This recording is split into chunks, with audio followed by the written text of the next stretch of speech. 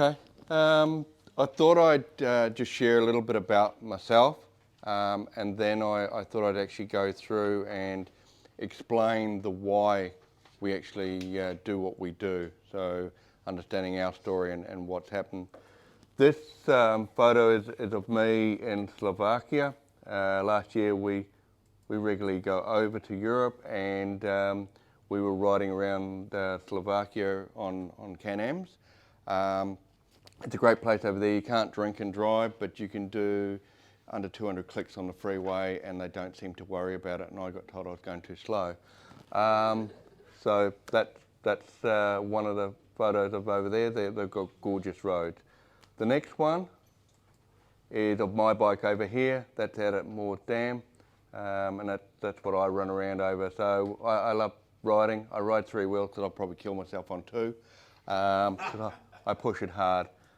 These things can do well, and they've got a nanny in them, so if you really do push it or you start picking wheels up, they'll cut in and they'll take control of the bike and try and bring you back down to safety. But on this one you can actually disconnect it, which is awesome.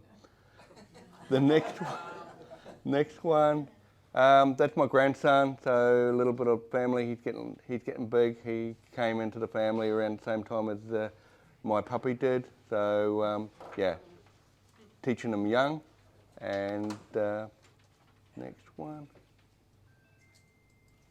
and that puppy, so he's a mini bull Arab.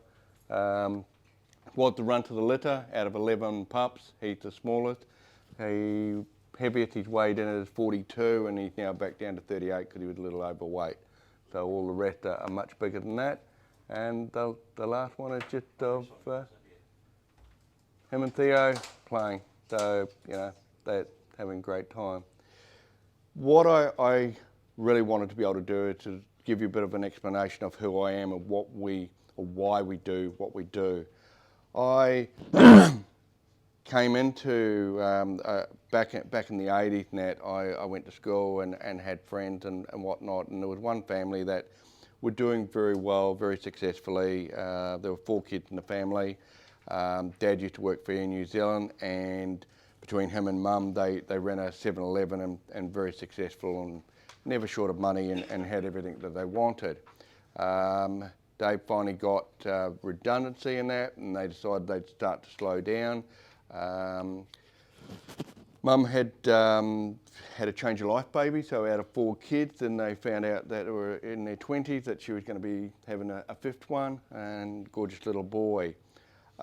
As that progressed, they decided they'd sell the shop, and he went and bought a commercial lawn mowing contract. That progressed through, and then one day he dropped dead of a heart attack. So the 2 girls left school and were trying to run the lawn mowing contract. The boys ended up having to leave work and start to do that, because the unfortunate bit was the house wasn't insured, his life wasn't insured. The business was insured, but they ended up having to give that away because they couldn't sell it for what it was really worth, and they couldn't really run it.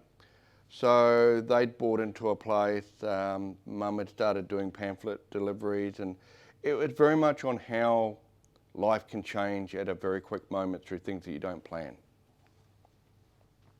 So that was the beginning of me going, something needs to be done differently. I came over from New Zealand to Australia here. We were planning on going through to Europe and everything else. My wife decided she liked it here and didn't want to leave, so we stayed. And I was doing, I'd always wanted to do real estate. I love properties. I started doing that. I started then coaching people through the banks, because back in the beginning of the 90s, the banks weren't giving people a right deal and being fair. And taking people through the process and that sort of thing, and ended up, I financially planned for 35 years. The interesting part is that most of that time, through the trials and tribulations of what we did, was I saw the screw-ups that happen, and just through people not planning and not being able to think of what may happen. And it really comes down to the questions that you ask yourself or that you're asked. To be able to then work out what your answers, because you know the answers, you just don't have time to think about them.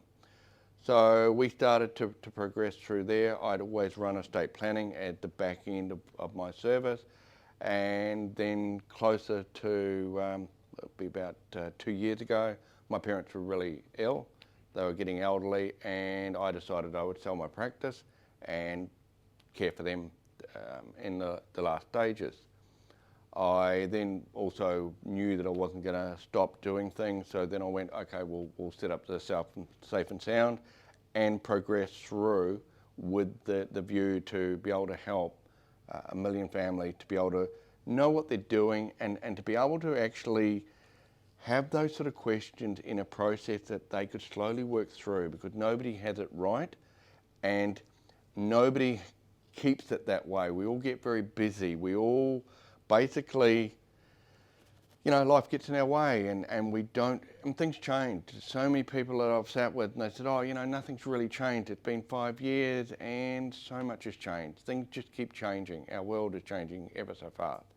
So being able to maintain what you've got and where it's at, and knowing at any stage that if something doesn't quite go to plan, you've got somebody on your side that is processing through those areas.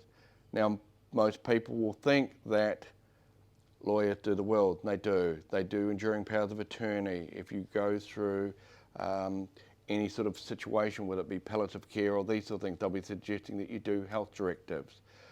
These are all important documents and you need them, but nobody else has taken into consideration what else and how different things can affect you. So many people are into cryptocurrency these days. How does that affect? Most people are not necessarily telling their kids what's happening because they don't need to know at the moment. They're still in charge and in control. Most people are thinking that they've got everything sorted, but as life goes through, things get changed. And I even learnt this in a personal nature when my dad passed. We downsized him from a big 4-bedroom family home into a 3-bedroom apartment. But even then, what we'd agreed that would happen within the shift, certain people had decided different things and paperwork wasn't put in the right place, and we still were running around looking for things. And how do you say a comment back to your mum when you're asking for documentation and she's saying, I don't know where your dad put it? Sorry. So that's the sort of thing that we do, is we go through, we help people to take the process to document where and what they're doing and how they want things to happen. And when things go wrong, there's documents, there's places, there's systems put in place for people to be able to fall back on to then start to do and manage. And like Campbell was saying, our thing is the right money to the right people in the right time. Thank you. I'll give you a bit of a man hug.